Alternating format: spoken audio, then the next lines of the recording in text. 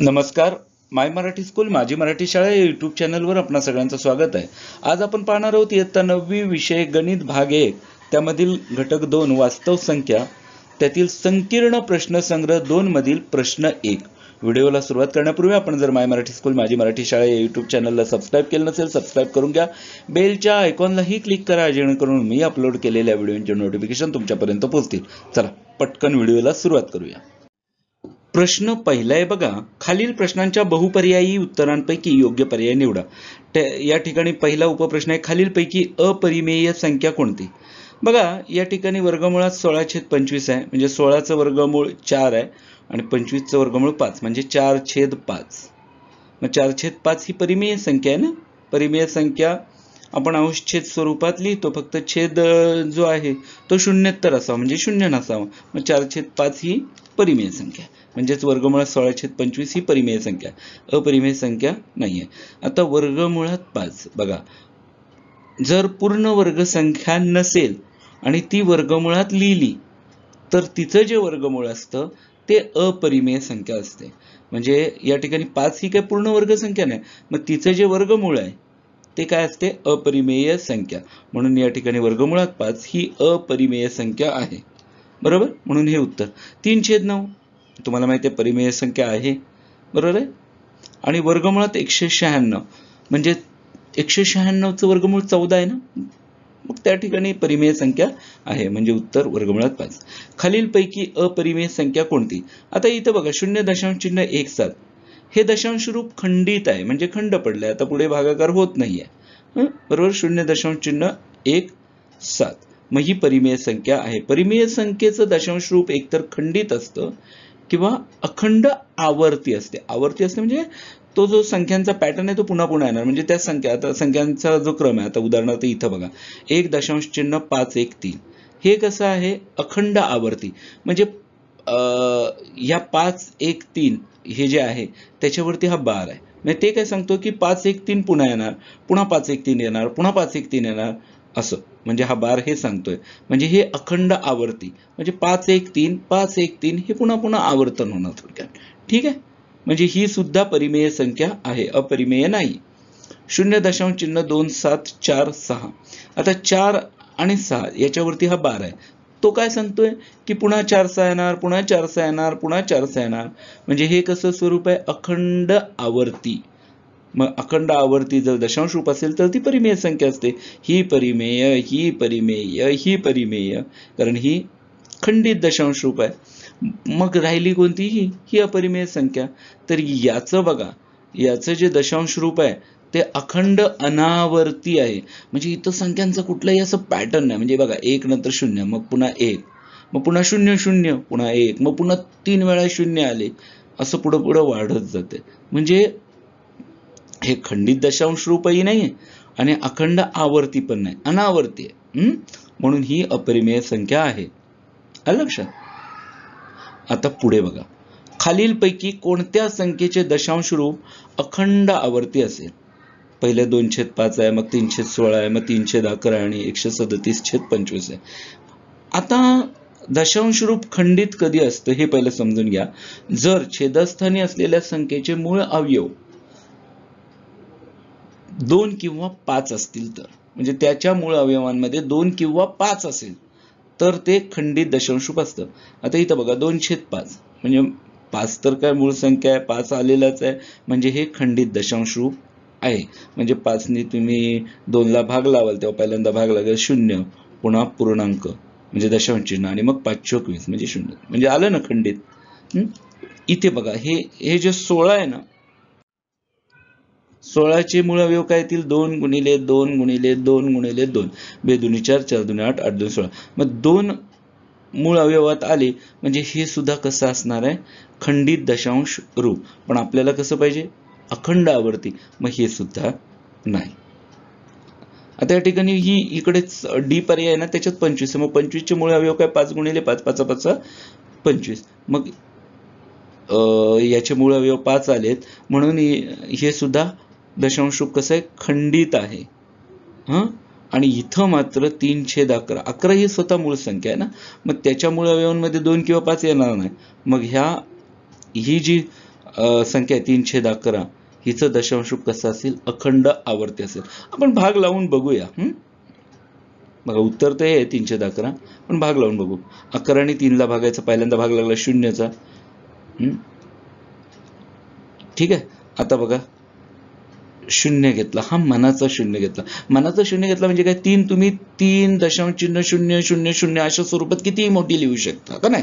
कारण त्याची किंमत काय 3च असणार आहे. मग तसं या ठिकाणी 0 घेतला, इथे आपण 0 घेतला म्हणून इथे दशांश चिन्ह दिलं. बरोबर आहे.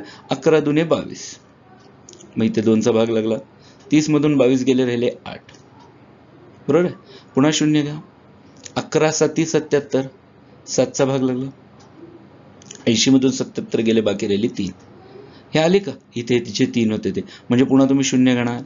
मग 11 दुने 22, 2चा भाग लागला म्हणून पुन्हा 8. हे इथे 8 होते, ते पुन्हा इथे 8 आले, पुन्हा 0 घेणार, म्हणजे 11 7 77, म्हणजे 2 7 2 7. हा पॅटर्न पुन्हा पुन्हा येतोय. म्हणजे हे कसं आहे? अखंड आवर्ती. म्हणजे ते हा भागाकार संपणारच नाही, तुम्ही लावत जाल पुन्हा पुन्हा 2 7 2 7चा भाग लागत जाईल. ठीक आहे. मग हा काय आहे? अखंड आवर्ती. संख्या रेषेवरील प्रत्येक बिंदू काय दर्शवतो? बघा, संख्या रेषेवरील प्रत्येक बिंदू नैसर्गिक संख्याच दाखवेल का? नाही, असं काही सांगू शकत नाही. नैसर्गिक संख्या असूही शकते आणि नसूही शकते. अपरिमेय संख्या दाखवेल का? असंही आपण ठामपणे म्हणू शकत नाही, कारण परिमेय संख्याही दाखवतात ना संख्या रेषेवर. परिमेय संख्या दाखवेल असं म्हणू शकतो का? नाही, अपरिमेय संख्याही दाखवतो. पण वास्तव संख्यामध्ये हे सगळं आलं. म्हणजे संख्या रेषेवरील प्रत्येक बिंदू काय दर्शवतो? वास्तव संख्या. ठीक आहे. म्हणजे पर्याय डी. 5वा उपप्रश्न आहे बघा. 0.4 त्याच्या वरती हा जो बिंदू आहे, या संख्येचे परिमेय रूप कोणते? आता हा जो बिंदू आहे तो काय सांगतो की या 4ची पुनरावृत्ती होते, म्हणजे हा 4 पुन्हा पुन्हा पुन्हा पुन्हा येणार आहे. तर याचं परिमेय रूप आपण बघू शकतो. पर्याय पहिलाच आहे 4/9, पण तो कसा आहे तेही आपण पाहणार आहोत. पहिल्यांदा 40/9 येईल का? येणारच नाही, कारण का? 9 चोक 36, बरोबर ना. पण इथं 0.4 आहे, मग इथं हा तर येणार नाही.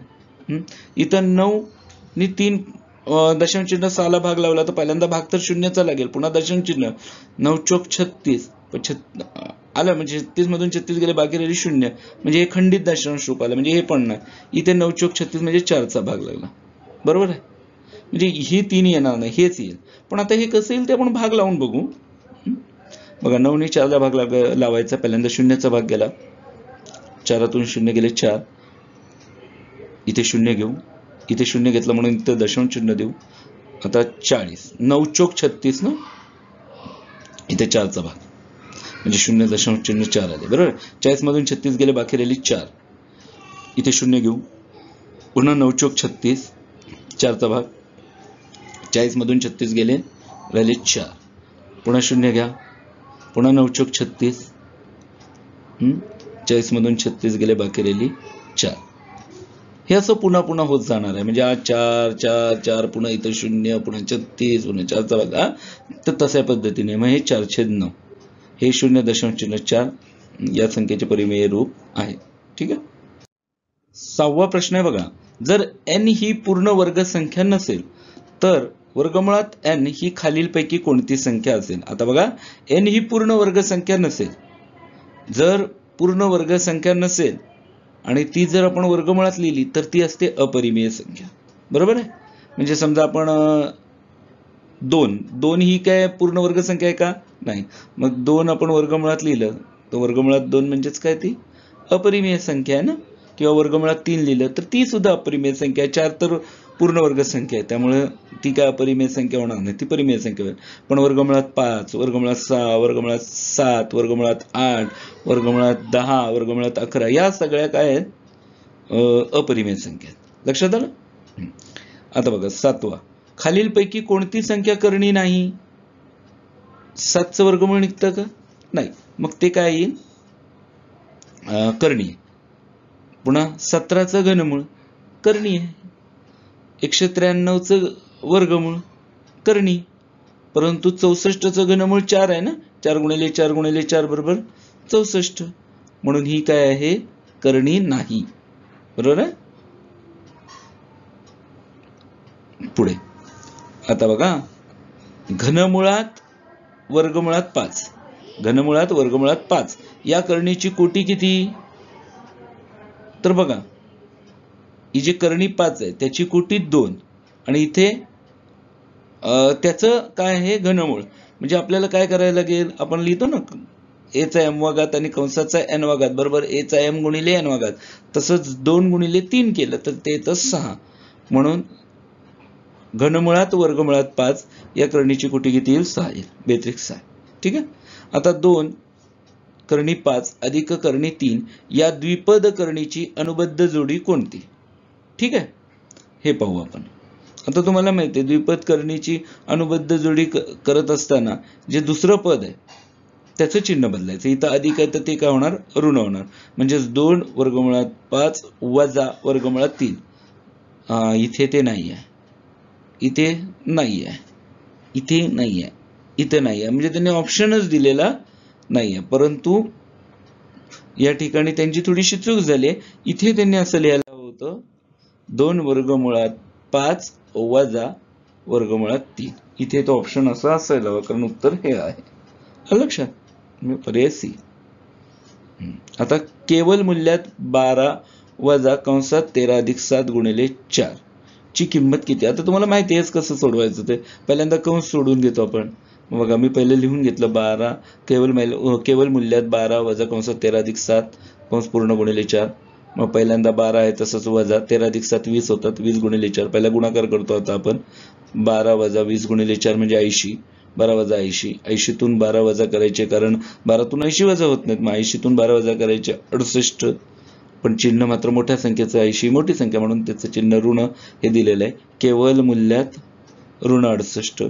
परंतु केवल मूल्य हे कधीही ऋण नसतं, म्हणून याचं उत्तर काय आलं? 68. ठीक आहे. म्हणजे तुम्ही तर ऋण 68 लिहिलं तर तुमचं उत्तर 100% चुकेल. 68 यायला पाहिजे.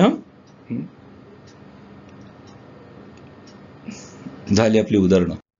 धन्यवाद. व्हिडिओ जर आपल्याला आवडला तर माय मराठी स्कूल माझी मराठी शाळा या यूट्यूब चॅनलला जरूर लाईक, शेअर, कमेंट, सबस्क्राईब करा. बेलच्या आयकॉनला क्लिक करा, जेणेकरून मी अपलोड केलेल्या व्हिडिओचे नोटिफिकेशन तुमच्यापर्यंत पोहोचतील. धन्यवाद.